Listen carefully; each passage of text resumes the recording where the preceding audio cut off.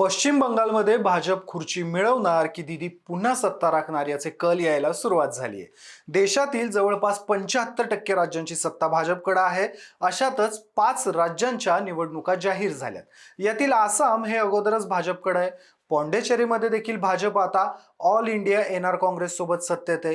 केरळ आणि तमिळनाडू सध्या तरी भाजपच्या आवाक्याबाहेर आहेत. अशात खरं तर बिहार ताब्यात आल्यानंतर भारतीय जनता पार्टीनं पश्चिम बंगाल ताब्यात घेण्याची तयारी केली होती. मात्र नुकत्याच जाहीर झालेल्या निवडणुकांसाठीचा पहिला ओपिनियन पोल आता समोर आलाय, ज्यात पुन्हा एकदा ममता बॅनर्जी याच पश्चिम बंगालच्या मुख्यमंत्री असतील असं हा सर्वे सांगतोय. विशेष म्हणजे पश्चिम बंगालमध्ये 148 जागा बहुमतासाठी लागतात आणि या सर्वेनुसार 155 पेक्षा जास्त जागा तृणमूल काँग्रेस म्हणजेच ममता बॅनर्जी यांच्या येणार आहेत. त्या खालोखाल भारतीय जनता पार्टी हा 2 नंबरचा पक्ष ठरेल. भाजपला 100 पेक्षा जास्त जागा मिळतील असा हा सर्वे सांगतोय. थोडक्यात भाजपसाठी कलकत्ता अभी दूर है असं म्हटलं तर ते चुकीचं ठरणार नाही.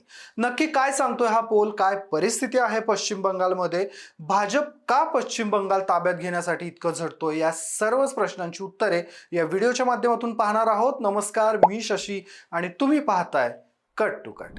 खरं पश्चिम बंगालच्या राजकारणाबद्दल बोलताना सर्वात अगोदर हे जाणून घेणं गरजेचं आहे की एकेकाळी पश्चिम बंगाल हा डाव्यांचा गड राहिला होता. 1977 ते 2011 पर्यंत सलग 7 वेळा इथं डावे सत्तेत राहिलेत. यात सर्वाधिक काळ ज्योती बसू हे मुख्यमंत्री राहिले होते.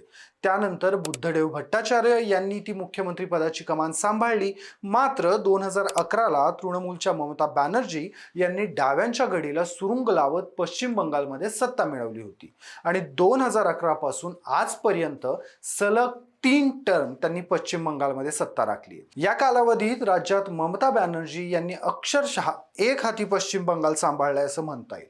2011ला सिंगूर आणि नंदीग्राममध्ये औद्योगिकरणासाठी तत्कालीन डाव्या सरकारनं जमीन हडपल्याच्या विरोधात जनआंदोलन करून ममता बॅनर्जी यांनी मा माटी मानुष म्हणजेच आई जमीन लेक म्हणत डाव्यांच्या हातातून बंगालची सूत्र हिसकावून घेतली. खरं आपल्या राजकीय जीवनाची सुरुवात काँग्रेसमधून केल्यानंतर काँग्रेसची वाजल्यावर ममता बॅनर्जी यांनी 1997 मध्ये तृणमूल काँग्रेसची स्थापना केली. 1999 मध्ये ममता बॅनर्जी भाजप सोबत गेल्या. त्यानंतर त्यांना केंद्रात रेल्वे मंत्री पद देखील मिळालं. 2001 मध्ये भाजप सोबत देखील त्यांचं वाजलं. मग त्या परत काँग्रेसकडे आल्या आणि त्यानंतर 2011 मध्ये पश्चिम बंगालमध्ये सत्ता मिळवल्यानंतर त्या बंगालच्या मुख्यमंत्री राहिल्या. मात्र एकेकाळी भाजप सोबत सत्तेत राहिलेल्या ममता दीदी आणि सध्याचं केंद्रातलं भाजप सरकार यांच्यामधून विस्तवही जात नाहीये. तृणमूल आणि केंद्रातील भाजप यांच्यात रोज नवीन नवीन वाद होत आहेत.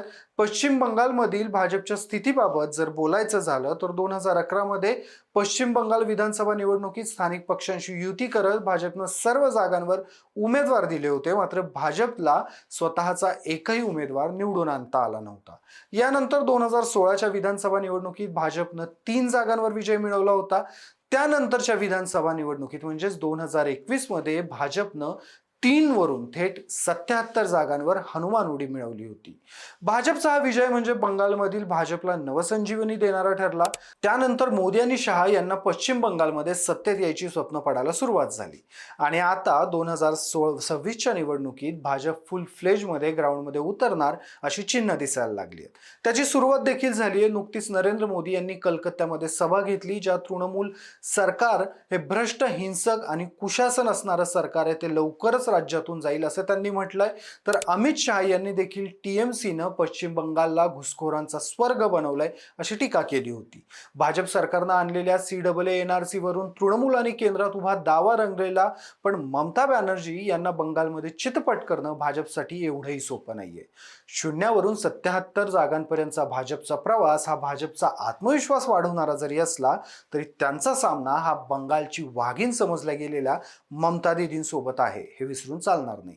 उभ्या देशात भाजपनं ज्या ईडीच्या मदतीनं हैदोस घातला होता, ते ईडीचे अधिकारी बंगालमध्ये तृणमूल काँग्रेसशी संबंधित एका एजन्सीवर छापा मारण्यासाठी गेले असताना मुख्यमंत्री ममता बॅनर्जी स्वतः तिथं गेल्या. त्या अधिकाऱ्यांनी हस्तगत केलेली कागदपत्र स्वतःच्या ताब्यात घेतली आणि त्या ईडीच्या अधिकाऱ्यांवरच राज्यात गुन्हे दाखल केले होते. संपूर्ण भारतात अशा पद्धतीची घटना पहिल्यांदाच झाली होती, त्यामुळे देशभर या प्रकरणाची चर्चा झाली होती. नुकतंच द्रौपदी मुर्मू यांनी देखील पश्चिम बंगालचा दौरा केला होता. या दौऱ्यानंतरही द्रौपदी मुर्मू आणि ममता बॅनर्जी यांच्यामध्ये वाद रंगला होता. आता देशभरात पाऊणपेक्षा जास्त राज्यांमध्ये स्वतःची सत्ता असून भाजपला पश्चिम बंगालमध्ये विशेष रस का आहे ते समजून घेऊयात. सगळ्यात पहिलं कारण म्हणजे लोकसभेसाठी ताकद.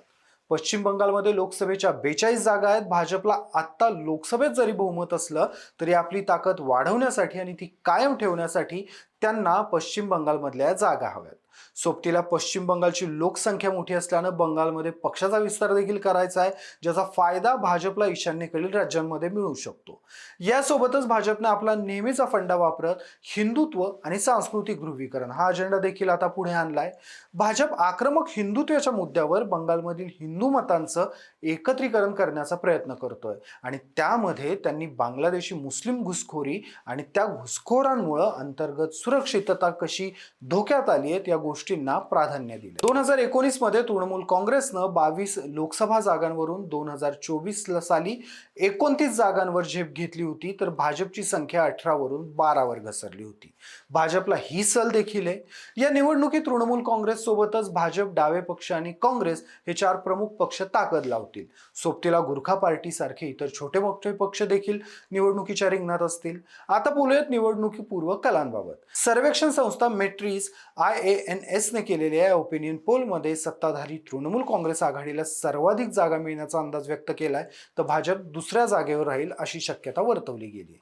या कलाची चर्चा होतीये कारण मॅट्रिक्स या संस्थेनं IANS म्हणजेच इंडो एशियन न्यूज सर्व्हिस या न्यूज एजन्सीच्या सोबत हा सर्वे केलाय, ज्यात रूट लेवलशी जाऊन संवाद साधला जातो. या तृणमूल काँग्रेसला 155 ते 170 जागा मिळू शकतात, तर भाजपला 100 ते 115 जागा मिळतील असा अंदाज आहे.